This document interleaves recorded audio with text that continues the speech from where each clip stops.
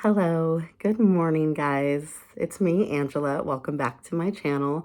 Today it is not going to be an ASMR video. I look a little bit crazy because I'm in the middle of finishing some makeup to film an ASMR video. And so I just thought I'd hop on here, finish my makeup.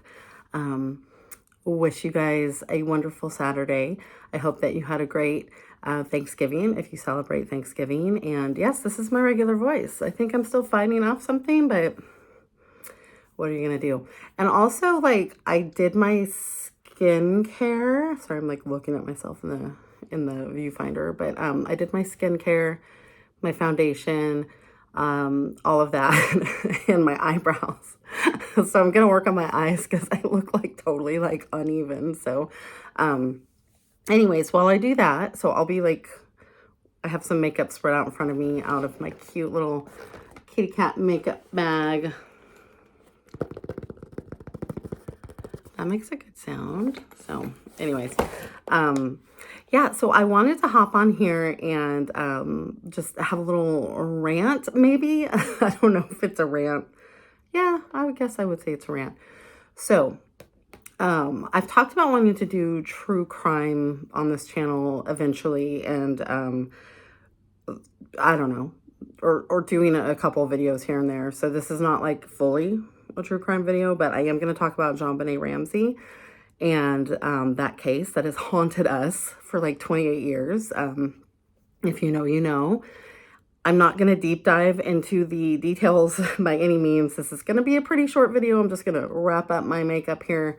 But my rant is going to be more about the Netflix documentary that just came out about the case. I was so excited about it, and I'm going to rant against myself for just being like, I don't know, dumb, I guess. Because I know that John Ramsey was interviewed for this documentary. They showed that in the previews. I'm like aware of that. But it didn't occur to me that because he was going to participate in the documentary, that it was going to be completely biased. Right? Did you watch it? Did you feel that way? Is it just me? So anyways, let's get into the little ranty rant here. And let me, let's see if I can multitask. So, sorry, I'm using this as my mirror. Oh my goodness, I already messed up. I don't know, can I talk and put on makeup? Probably not.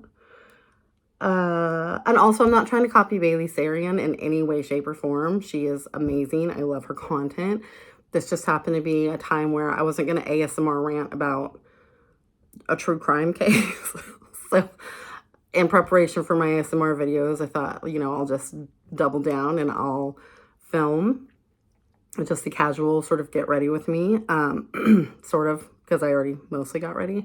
But then also just talk. I'd love to hear your thoughts and opinions if you watched it. So as we all might be aware, maybe not every person, but JonBenet Ramsey was a little sweet little 6-year-old girl born to John and Patsy Ramsey. She had a brother, Burke, who was 9 years old at the time of her untimely demise. And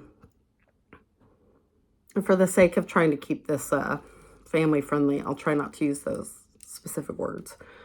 But anyways, if you know the case, you know the case. If you've watched the documentaries, there's a gazillion things on YouTube about the JonBenet Ramsey case, about the mysteries, about all of the different theories. So my point in this video isn't necessarily to hammer out all the theories. It's to talk about the Netflix specific documentary that I don't know why I just sort of assumed they were going to be shedding new light on the case. But really, they were just sort of rehashing a lot of old theories, a lot of old ideas. And then, of course, with John Ramsey being actively involved in the documentary, it was really the intruder theory, and which means I didn't feel like they touched on some of the other things that a lot of people continually talk about and add controversy to this case. So, because I clearly can't multitask, let me recap this. In 1996, JonBenet Ramsey was, her life was tragically taken, and originally they thought it was a kidnapping, but she ended up being found in the basement of her home. And again, you can Google search this. You can find a million and one like videos or documentaries. It just seems like, because this is such a big unsolved case that's been around for so long. But John and Patsy and Burke, who was 9 at the time, they have been under what they had called the umbrella of suspicion, like, since day one. And I know that typically when there's a tragic event that happens with a child, you always have to look at the family. You have to look like within the home. And a lot of the clues pointed to being inside the home. So the documentary, though, I feel like this documentary was done before. I watched one that I think was on Hulu a couple of years ago. And again, it was John Ramsey. And he was really pointing to a couple of suspects that they had at the time. And they rehashed out the whole thing with these suspects in this new documentary. They spent a little too much time on that one guy. I think his name was John Mark Carr, who claimed to have been the person who unalived JonBenet. But he just ended up being just this crazy guy. Like, I don't know why they even bothered bringing in all of that information again into the Netflix thing. And again, I'm not like dogging on Netflix, and I'm not dogging on the people who participated in it, but it was disappointing because it was not unbiased. It did not have all of the different theories. So let's just talk about some of the theories that I don't think were really highlighted in it. And if you watched it, do you agree with this? One of the biggest theories, of course, was that Patsy wrote the ransom note that was found in the house. She was the only one that wasn't cleared from that umbrella of suspicion for having written the note. Her handwriting matched it the most of all of the samples that they got from different people. But that was kind of just sort of like glazed over, like, oh yeah, tra-la-la, somebody like wrote this note. Okay, but no, here's the thing. The note was written on a notepad that was already in the home, with a pen that was already in the home, and they found a practice page in the trash.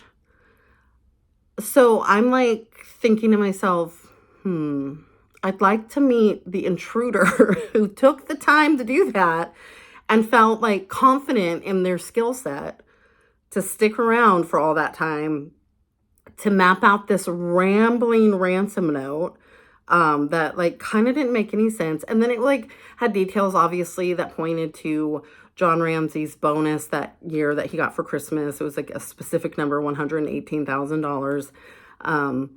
And that was the ransom amount that this like foreign faction was trying to get.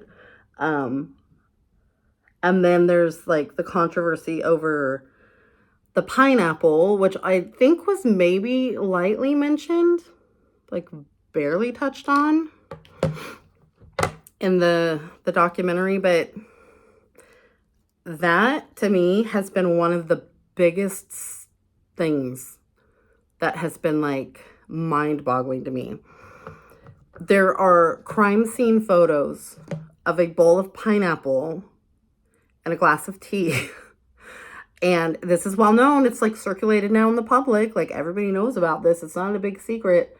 And yet nobody seems to have any recollection of having given JonBenet pineapple, which was found in her system undigested, or a fruit-like substance that mimicked pineapple, I guess you could say, to be fair. But in the documentary, they were just kind of like, pineapple. I don't know. I just wasn't impressed. I just wasn't impressed with the documentary. What are your thoughts on the pineapple? What are your thoughts? Because I'll tell you now, there is no way, like, it does not make sense to me in any way, shape, or form that somebody would have given this child pineapple, somebody in the family. Like, they got up in the middle of the night, had a midnight snack, fine. Why don't they just admit that? Like, why don't they say to the police, like, oh yeah, she got up and she was hungry, and so we gave her pineapple, and then, like, whatever, put her back to bed, and then they don't know what happened after that. Why is it such a, like, ooh, I don't know what that is. And then one of the theories, of course, being that Burke snapped over the pineapple. His behavior was really odd, which they didn't really touch on either. I'm not trying to say how a child would react to such a trauma, but I was watching this really good YouTube video. I think the channel is called Observe, and he does body language analysis, and he was doing a video with talking about when Burke had his interviews with the police after the fact, like the child psychologist after the fact, and how he kind of acted so nonchalant about it, and he got a little weird when he saw the picture of the pineapple, and he was just like, oh, that's just something. And like, there was this one point where somebody questioned how he was feeling, and he was just kind of like, oh, I'm just gonna move on with my life. And he was just so like tra-la-la, like nothing major happened in my life. I don't know. This is so rambly. I don't even know what my point is. But my point being that Netflix didn't include all of those pieces of evidence to help paint a bigger picture. If I'm not mistaken, and I really should have looked this up before my ramblings, I think that on the duct tape covering JonBenet's mouth, they also found fibers from Patsy's clothing that she had worn the night before when they had dinner with their friends, the Fleets. Just kidding, Fleet White, the Whites. And I think that is also like one of those weird pieces of evidence that, again, it's not talked about in this documentary. I don't know, it's kind of talked about here and there, but like, I don't know. That one was just, that's weird to me, because there was no record of her having gone down to the basement once the police showed up on property. So like, how did the fibers get there? I know they're saying that they probably transferred from the blanket or whatever, but it's weird. Like, the whole case is so weird. I think I'd like to do a deep dive into it someday. I'd have to really like script it out. I'd have to figure out a really good editing tool, because nobody wants to listen to me ramble on like this. So my rant is, Netflix did us dirty because they didn't put in all the evidence. It was very much the intruder theory, and I know that holds its own evidence, and I'm not negating any of that evidence. I think Lou Smith came on board to the case, and he did a really good job trying to map out how an intruder could have gotten in, what could have happened. But then what is omitted from the intruder theory is the evidence that they found in the home. And I know there's this whole thing about there's this unknown DNA, and I get that. But it's been 28 years. It's 28 years, and they have not been able to find a single match to that particular like bit of DNA that was found. I don't know. Does that just mean, like, is it just that random trace DNA? I don't know. It's bizarre. It's bizarre. This is one of those cases that number one, got me into true crime. I was 16 years old because it happened in 1996. And it was just all over the media. It was like every newsstand had a picture of JonBenet Ramsey. Of course, most of the pictures were of her in her pageantry outfits, and that, you know, created a definite stigma around the case. But like, do I recommend that you watch the documentary? I guess if you really need more evidence about the intruder theory, which there are other documentaries that are out there regarding that, then yeah, watch it. I mean, it's a good refresher, but I feel like this same documentary existed on Hulu. And of course, there's the documentary that was done on CBS that Burke Ramsey ended up suing CBS over because of the way they like outlined him as the person who was the perpetrator of the crime. But anyways, it's such a fascinating case to me. It fascinates me. And I was just really disappointed in the take on this, because I was like, wow, Netflix are putting all this work in to a new documentary. We're going to reopen the case as like a viewer, as the public. We're going to get all this evidence and sort of mull it over 28 years later. And yeah, the police did a horrible job, and we all know that. They know that. But they didn't present anything new or intriguing that hasn't been presented since the past 28 years. So, anyways, I didn't even finish my makeup, but I clearly can't multitask that. But anyways, I wanted to hop on here, do something in my regular voice, sort of touch on this case. Again, it's so fascinating. I would love to do a deep dive into it. If you're interested, let me know. I mean, my next content that will be coming out will be ASMR. So if you are my ASMR viewership, please know that just me doing this particular video doesn't mean that I'm not doing ASMR. I have a couple of plans for some videos for that, but I would like to dabble in some different genres. And anyways, I was just, it's been like, it's so stupid. It was like keeping me up the other night. After I watched it, I was just like, why did it feel like it was not complete? Like, why did it feel like it was just shining the light on this evidence, but it didn't add any of this evidence? Now, some of the evidence on either side could just be like null and void. It could just be circumstantial. It doesn't always build a case. But I think in this particular situation for JonBenet, like, justice, it needs to be served. Like, come on, people. Like, we can't just constantly just be pointing fingers at, it's just an intruder. It's just the Ramseys. I don't know. And I get that we do that. And I even will admit that I tend to lean more towards it being somebody who is familiar with the home and the family, not necessarily a family member, so to speak, but somebody who maybe knew the house, the family well. Now, I've been seeing a lot on TikTok lately that people are really looking at Fleet White, and I'm like, well, he was cleared like way back when, but apparently there's a YouTube like interview that is out right now with John Ramsey, and he goes a little bit more into that. So I guess that'll be my next thing, is seeing about Mr. Fleet White. This whole case is bizarre. It's like a riddle. So anyways, I'm going to wrap up my makeup. I'm going to get this uploaded, and I'm going to work on my ASMR videos. And thank you for joining me on my rambling rant that clearly made no sense. So what's the takeaway? They didn't really talk about the pineapple. Oh, yeah. And the other weird thing, like, right? Like, in that channel, the Observe channel, he was talking about, and I'm like whispering, like nobody's here, but it feels like something we shouldn't talk about. But he was talking about how Burke, at the age of 9, had some sort of thing about feces, and like he would smear it on JonBenet's stuff. I mean, I'm just saying, there's a lot of little things, little pieces of evidence. It's just bizarre, right? Like the whole theory, of course, that Burke is the one that did it. Some people, wasn't it John Ramsey himself who was just like, oh, he's a small boy? No, find the pictures of those two kids together. I'm just saying, allegedly, he was a small boy.